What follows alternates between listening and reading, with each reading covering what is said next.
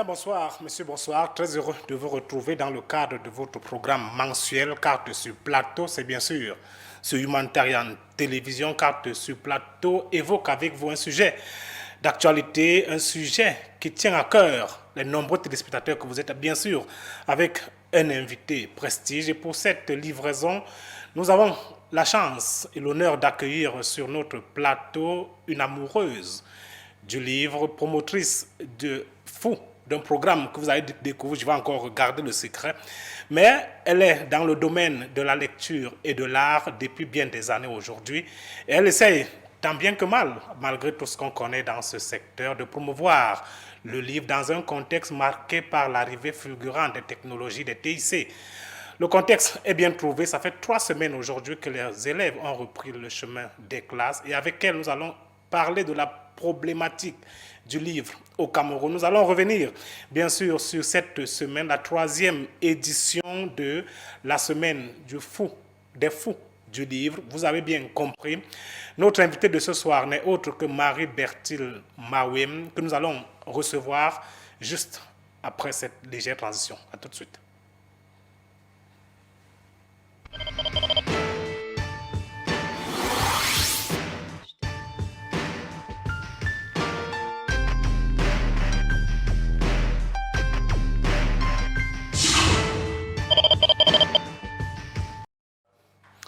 De retour sur le plateau de cartes, sur plateau édition de ce mois, nous avons donc sur le plateau la chance d'accueillir aujourd'hui une promotrice, je l'ai dit, du livre au Cameroun, Marie-Berthilde Mawem. Elle est, entre autres, fondatrice de l'association Les Fous du livre qui prépare sa 3e édition. Nous aurons le temps d'en parler tout au long de cette édition. Elle est également coordonnatrice nationale du pôle des arts littéraires au ministère des Arts et de la Culture. Elle est écrivaine tout court. Marie-Berthilde, bonsoir et merci d'être sur le plateau de Cartes sur Plateau sur HTV ce soir.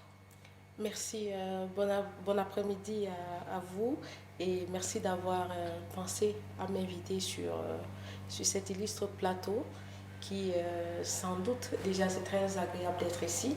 Merci. Et aussi, merci d'avoir pensé un livre qui a tendance à être le parent pauvre dans notre contexte camerounais.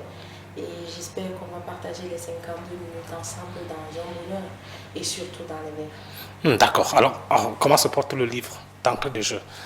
Alors, le livre, il se porte bien parce que tant que les écrivains continuent à donner ce qu'ils ont, on espère plutôt que les lecteurs suivent le pas. Mais en général, aujourd'hui, on parle du livre sur plusieurs plateaux, dans des festivals, dans même des fêtes. Et aujourd'hui, on pense que le livre est démystifié. Il va c'est-à-dire de 5 ans à 100 ans. Le livre aujourd'hui, c'est le sujet de tout le monde. Et nous, au Fou du livre, nous voulons le mettre au cœur de la société. D'accord, le mettre au cœur de la société. Nous tenterons de comprendre par quel canal et comment, peut-être avec la 3e édition de la semaine des Fous du livre. Peut-être on aura le temps d'en reparler vers la fin de cette émission. Alors, Marie-Berthilde, c'est vrai, je l'ai dit, vous êtes coordinatrice nationale du pôle des arts littéraires au ministère des Arts et de la Culture. Vous êtes la fondatrice de l'association des Fous du livre. Mais je vois aussi après que vous êtes comptable. Vous êtes secrétaire comptable, entre autres. Il y a tellement de casquettes, communicatrice aussi. Alors, quelle est la casquette qui vous sied le mieux? L'ensemble, c'est moi. Parce que je suis d'abord hôtelière de formation et ensuite, effectivement, j'ai fait secrétariat comptable. Mais très tôt, j'ai été piquée par le virus du livre et donc j'ai publié mon premier livre il y a 11 ans. Il est intitulé Les coulisses de l'Eldorado. Et tour à tour, j'ai travaillé avec les maisons d'édition. La dernière, Ifriqiya, où je pars comme directrice commerciale et marketing pour enfin m'amuser en créant l'association des Fous du livre. D'accord, peut-être on fait l'hôtellerie dans le livre ou bien le livre dans l'hôtellerie. De toute façon, l'hôtellerie m'aide lorsque j'écris parce que chaque segment de mes mots, je le fais autant que j'aurais fait une sauce basquaise. Donc je prends de la peine à couper mes oignons, à tailler en lamelles mes tomates, mon poivron, et pour que l'ensemble puisse avoir un bon plat à déguster. C'est la même passion que j'utilise lorsque je fais le livre.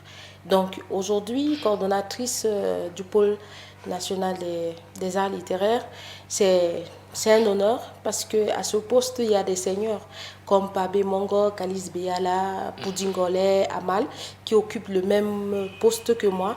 Donc je pense quand même que c'est un message, peut-être que le ministre des Arts et de la Culture a voulu passer à la jeunesse d'y croire et de faire avec passion ce qu'on aime le plus. En tout cas, moi, c'était le cas. J'étais surprise d'avoir mon nom sur cette liste. Mais je peux vous avouer que je fais bien mon travail. Ça, j'en ai des témoignages. Et je donne le meilleur de ce que j'ai pour que le livre trouve enfin sa place. Il devrait avoir un nouvel essor aujourd'hui du livre et cet essor-là viendra de la jeunesse. Du coup, peut-être moi, étant déjà coordonnatrice, j'ai les mots les plus appropriés pour attirer les plus jeunes qui n'y croient plus ou bien qui ont des manuscrits qui s'immolent dans les tiroirs. Donc, je suis un autre livre ouvert à mon niveau pour recevoir ceux qui veulent bien nous retrouver. D'accord, avant d'entrer dans le vif du sujet, vous parlez tout à l'heure de menu. Quand Marie-Bertie Maoum, c'est un nom bassa? Oui, je suis une fille d'Union Ekele, de l'arrondissement de Diban, du village Son Maoum. Je porte le nom de mon village. Je ne voulais pas le dire sur ce plateau, mais vous êtes ma sœur du village. Je le découvre comme tous les téléspectateurs de Diban également, mais du village d'Isségué. On en reparlera tout à l'heure. alors le principe est clair. Comme le nom l'indique, carte sur plateau. Oui. Alors vous avez 3 cartes disséminées sur le plateau. Vous allez tirer une carte à chaque fois et nous allons découvrir ensemble le thème qui se cache derrière cette carte et nous allons essayer de comprendre, de disséquer ensemble ce thème-là. Alors, on commence? Oui, nous allons commencer. Je prends celle qui est juste devant moi.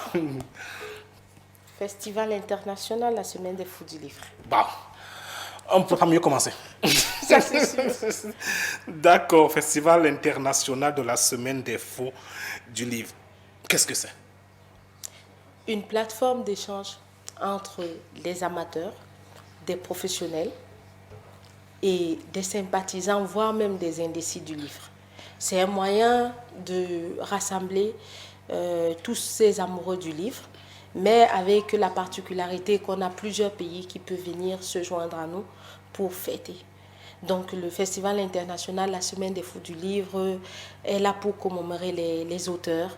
Vous allez constater par exemple que l'année passée, nous sommes partis sur la tombe de Mongo Betty. Cette année, nous irons sur celle de Guillaume Oyonombia. Et nous avons un festival qui honore carrément Francis Bébé à travers un prix international qui a été remporté l'année passée par l'Ivoirien Adaye Taou. Il a gagné et il viendra cette année pour le remettre à quelqu'un d'autre. Nous espérons bien que les Camerounais qui ont pu participer à ce prix trouveront aussi gain de cause. Mais sinon, c'est l'occasion pour nous de parler aussi à la jeunesse parce que la particularité de ce festival, c'est les établissements scolaires qui viennent pour pouvoir toucher du droit parfois des icônes, parfois assister aux ateliers d'écriture, de lecture du slam et autres mouvements du livre. Nous avons les jeux à la corde à partir des livres. Nous avons des concours de dictée que nous faisons d'abord le long de l'année avant d'arriver le jour même du festival. Donc, ils vont venir prendre leur prix. Du coup, le Festival international, la Semaine des Fous du Livre, se range aujourd'hui dans l'industrie culturelle vraiment, dans le patrimoine des arts et de la culture au Cameroun. Alors, on dit tout est créé à partir d'un manque, à partir d'une observation. Oui. Pourquoi arriver à une semaine? Qu'est-ce qui n'a pas, disons, on va dire au quartier, qu'est-ce qui n'a pas marché? Qu'est-ce que vous aurez observé dans l'univers culturel, dans l'univers du livre au Cameroun qui vous a poussé aujourd'hui à créer tout un festival des fous du livre? Déjà, il faut dire que ce n'est pas toujours parce que quelque chose a manqué, mais parce que le livre aussi peut devenir comme des autres ouvrent des bars. Vous voyez, dans un même quartier, il peut y avoir 100 bars. Ça ne dérange personne. C'est comme ça que, pensant que le livre est vraiment le vecteur de diffusion de notre culture, d'ailleurs, c'est le thème de cette année, nous pensons qu'il faut montrer à la jeunesse que c'est dans les livres qu'on consigne tout ce qu'on a dans la vie. Et le livre doit être l'art le plus consommé dans les normes. Alors, je ne peux pas manquer de saluer, par exemple, l'initiative du ministère des Arts et de la Culture, qui a déjà le CILIA, qui est connu. D'ailleurs, il va se tenir en 2023, au mois d'avril. Nous ne pouvons Mais ce n'est pas suffisant parce que là, c'est étatique. C'est l'État qui... Or, nous sommes les partenaires de l'État. Nous sommes ceux-là qui faisons du livre, donc nous sommes de la société civile. Du coup, moi, j'avais pensé qu'un festival du livre, ça pourra réunir les éditeurs, les auteurs isolés, des associations littéraires, c'est-à-dire, au lieu d'attendre après 2 ans, un CILIA, on peut faire chaque année un festival du livre digne de ce nom. Alors, 3e édition, c'est une marche qui dure depuis 3 ans. On va...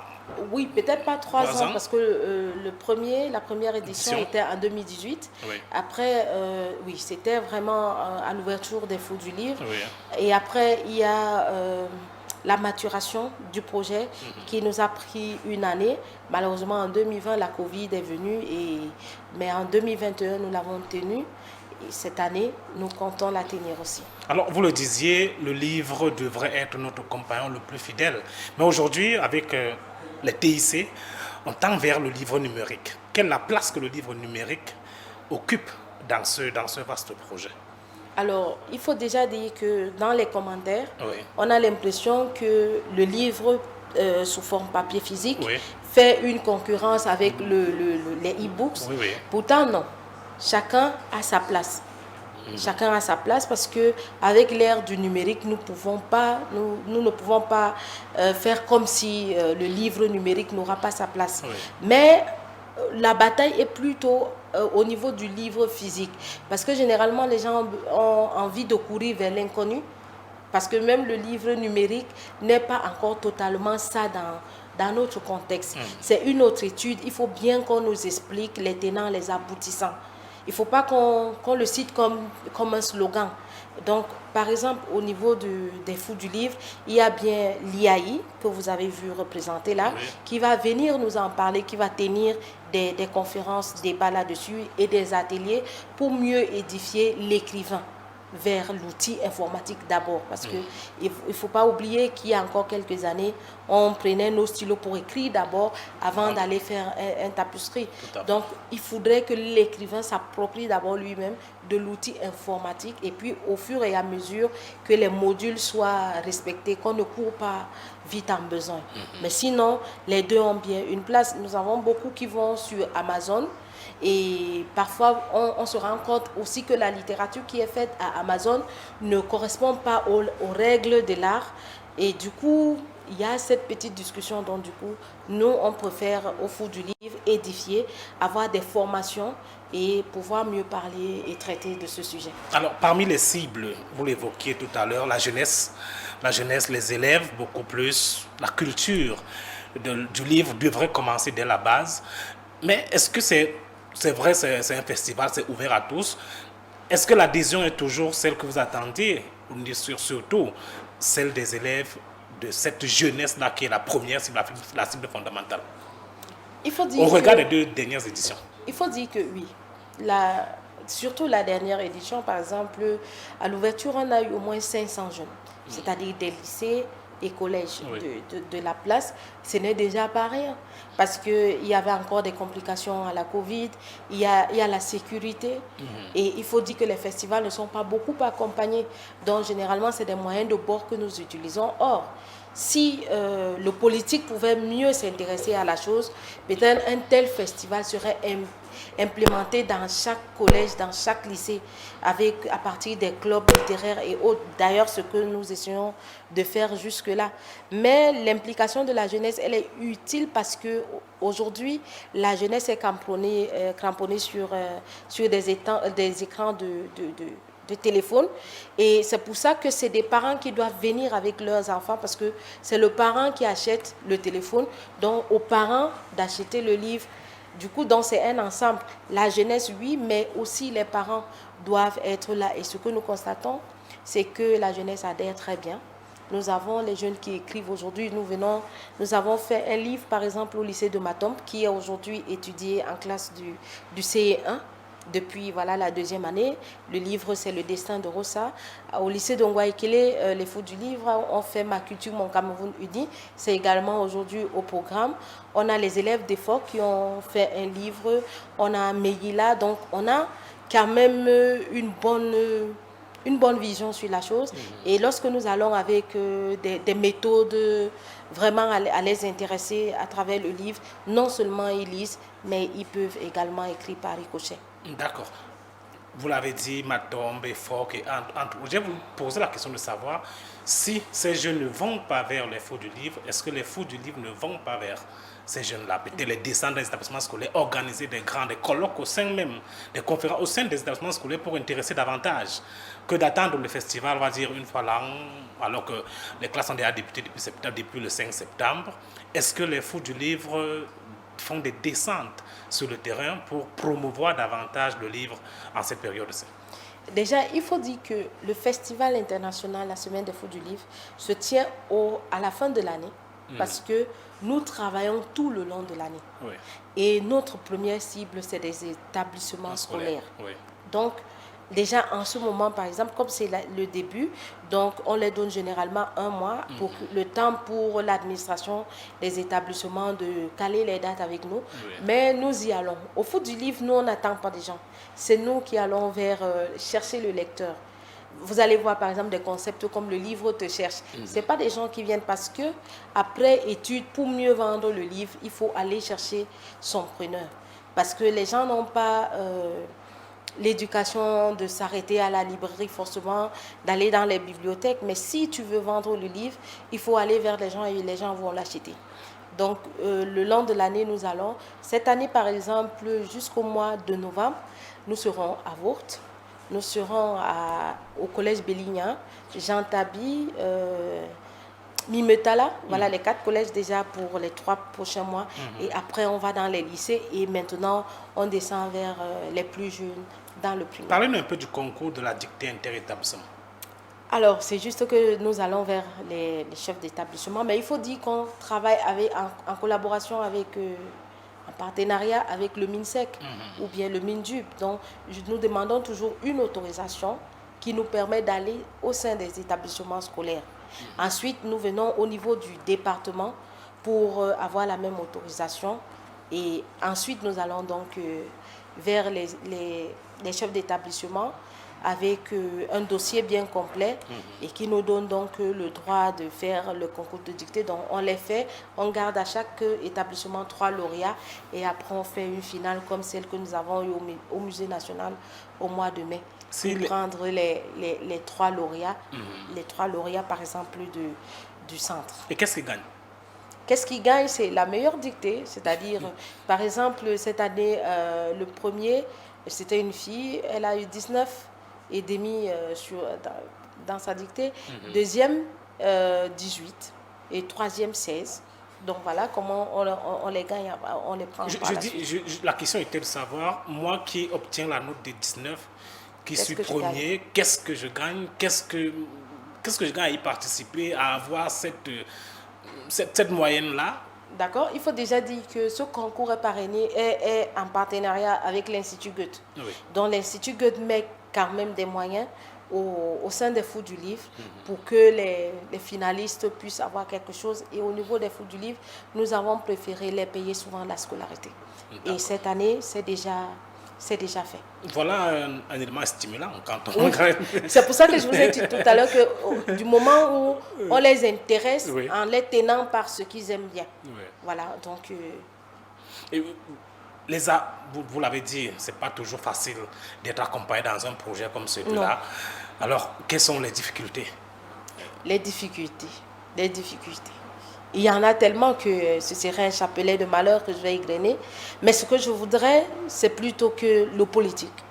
Ça veut dire quand on vous donne un parrainage, qui soit un peu recadré quand même sur... parce que vous avez par exemple 100 invités internationaux, il faut trouver où les loger, il faut trouver comment ils vont être dans la ville, il faut aller faire par exemple un concours en Guelmundois, est-ce qu'il faut marcher à pied? Et entre-temps, nous sommes au départ d'abord des écrivains et tout le monde sait que on ne peut pas être riche, en tout cas pas pour le moment étant écrivain. Peut-être dans 5 ans, parce que nous mettons déjà des mécanismes pour que le livre soit rentable, vraiment que l'auteur puisse vivre de son art. Mais pour le moment, c'est la foi dont nous utilisons vraiment des moyens de bord. Mais nous le faisons dans dans l'espoir. Hein. Donc nous caressons l'espoir qu'un jour le livre soit vraiment considéré comme un élément important pour la société et que les moyens puissent suivre. Alors, donc pour le moment, les difficultés, c'est des difficultés. L'événementiel, déjà même dans notre contexte, les mécènes ne viennent pas quand c'est des livres, les sociétés citoyennes ne viennent pas quand c'est les livres, le livre ne danse pas, le livre ne saoule pas, le livre ne donne pas tout ce qu'on voudrait bien. Il n'y a pas de bruit. Ça ne fait pas trop de bruit, ça n'aime pas la chaleur, ça n'aime pas la fraîcheur. Bon, le livre, il est un peu comme ça, mais il faut dire quand même que nous avons quand même certaines sociétés qui trouvent quand même le moyen, je ne vais pas faire une publicité gratuite, donc qui trouvent quand même le moyen de nous accompagner petit à petit. Donc on espère bien que ça va aller. Alors, c'est pas ce que je vous souhaitais. Si la 3e édition était la dernière, est-ce que Marie-Bertine Marouem serait satisfaite? Elle va dire, ah, ouf, mission accomplie, j'ai fait ce que j'avais à faire. Non, je ne peux pas faire ça. Je ne peux pas faire ça parce que déjà dans ma nature, je suis téméraire. Je ne suis pas quelqu'un qui abandonne face à la difficulté. Au contraire, je suis quelqu'un qui adore les challenges. Donc porter ce festival déjà est un challenge pour moi. Et il faut dire que peut-être moi je suis seulement au devant de la scène, mais j'ai une grosse équipe, des têtes qui pensent, des journalistes, d'autres collègues, et puis même des artistes musiciens, des humoristes. Vous allez voir peut-être cette année assez de stars qui viendront parce que je pense que c'est une bonne bataille de parler du livre et de se soucier sur notre petite jeunesse. Et aussi, le livre a des métiers à côté. Effectivement, vous voyez, vous faites votre émission à partir d'un conducteur. Donc, quand on parle d'un festival du livre, vous ne devez pas rester à l'écart. Les cinéastes commencent par un scénario. La musique, il faut faire un beau texte. Tout le monde utilise. Nous sommes le carrefour des gagne-pain. Donc, je me dis plutôt que le challenge à relever est d'aller vers ceux-là qui utilisent le livre et les faire ramener à la raison, et forcément ils soutiendront d'une manière ou d'une autre. Mais sinon, si jamais je dis non, il n'y a plus de Festifou, il y a une grosse équipe derrière moi, il y a des personnes qui pensent parfois même à ma place, il y a des conseillers, des gens qui me disent des trucs quand je viens sur un plateau, il y a un ensemble. Je ne suis pas totalement orpheline, soyez sûrs, il y en a encore qui croient au livre. D'accord, c'est quand? Du 7 au 10 décembre 2022. Au Musée national. Musée national. Alors, peut-être on aura le temps, entre autres. Nous n'allons pas oublier quand même que sur votre plaquette, il y a quand même la photo de notre invité pour cette édition, Armand Claude Ambanda. Et vous savez qu'il fait partie de la jeunesse qui croit, qui fonce et qui gagne.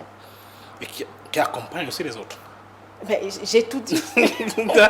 Livre vecteur de diffusion de notre culture. Vous pensez que notre culture disparaît? Je ne peux pas penser du moment où nous ne parlons pas sur ce plateau notre langue. D'accord, on peut commencer. Moi, ça ne me dérange pas si vous posez des questions en ambassade. Alors vous parliez tout à l'heure de la place même du livre auprès de cette jeunesse qui est votre première cible.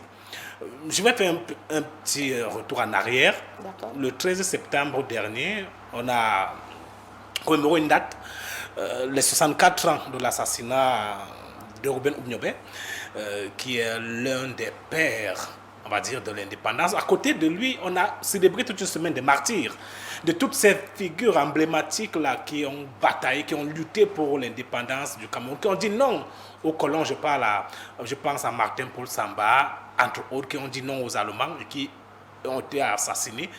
Alors, le constat est clair, on n'en parle pas tellement. Nos livres, ou bien peut-être on en parle, mais les livres ne sont pas tellement à la disposition des élèves. Est-ce que vous ne pensez pas que les fous du livre devraient peut-être pencher également son action de ce côté-là, la valorisation de la culture à travers cela, à travers nos grands hommes, à travers ceux-là qui ont marqué l'histoire, afin de pérenniser pour les générations futures? Exactement, nous pensons faire beaucoup de biographies, nous avons même déjà commencé. Mais pour cette semaine, j'ai suivi un journaliste, il s'appelle encore là, Simon Bertin Métiengue, qui disait que ce ne sont pas des martyrs, mais les héros. Tout à fait. Et là, je viens de lui donner raison, parce que si vous pensez que nos parents ont appris cette histoire comme des martyrs, qu'aujourd'hui nous puissions encore parler des martyrs. Ce sont les héros. Ça, c'est ce qu'il faut peut-être qu'on apprenne à nos enfants. Tout à fait. Et on peut comprendre pourquoi leur livre n'existe pas forcément, parce que les programmes scolaires que nous avons, il y a des classes où les livres camerounais sont spécifiés. Ce n'est pas comme si 6e, 5e, 3e, non. Il y a des livres qui nous viennent d'ailleurs. Il y a l'histoire d'ailleurs qu'on continue à nous enfoncer dans la cervelle. Et lorsque nous allons finir même d'ailleurs d'écrire ces histoires, aujourd'hui, même celui qui te relate l'histoire risque d'être biaisée. Donc je pense plutôt que les fous du livre vont prendre sur eux d'aller pas à pas. Mais si vous avez bien constaté pendant cette journée de Oumniobé, personnellement, en tant que fille Bassa, j'étais triste parce que l'image que j'ai vue ne m'a pas plu. Donc, je ne sais pas si nous allons devoir écrire l'histoire du Cameroun en biaisant, ou alors si on décide d'être totalement vrai, est-ce qu'on ne fermera pas les fous du livre? À qui cela profite? Ça, il faut poser des questions. Mais je le comprends très bien, et forcément si on a des auteurs qui sont inspirés, parce qu'il faut dire que l'écrivain c'est aussi d'abord l'inspiration. Si un jour nous sommes inspirés à partir de ce que nous avons, parce qu'il faut dire que nous parlons de la tendre jeunesse, mais nous-mêmes nous ne sommes pas des générations éloignées de cette même jeunesse pour laquelle on se bat. Donc je pense que déjà il faudrait que le politique regarde les choses. J'ai vu lors de l'ouverture de la CHAN, quelque chose comme ça. Voilà. J'ai vu l'histoire pendant la parade, elle était totalement biaisée. Donc, c'est assez compliqué. Mais il fallait être un expert pour le savoir, pour le voir, comme vous.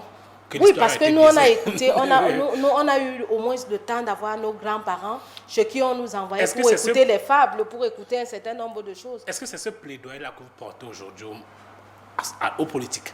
C'est-à-dire restituer la mémoire collective à travers les livres, restituer, redonner le livre à travers l'histoire du Cameroun à cette génération. À travers l'histoire du Cameroun, à travers la morale, à travers nos propres traditions, à imposer une langue ou une langue maternelle au moins unique. Pour que, c'est-à-dire, il est inadmissible aujourd'hui, vous ne pouvez pas recevoir un étranger chez vous et vous ayez envie de dire quelque chose à votre enfant si ce n'est qu'en français. Or, nous, on nous éduquait de telle manière que lorsqu'il y a une troisième personne, on ne parle plus le français. Donc, vous voyez, c'est seulement à partir de là, à partir des couvertures de cahiers. Aujourd'hui, c'est devenu la vitrine du tiercé, des trucs comme ça, voilà, des stars.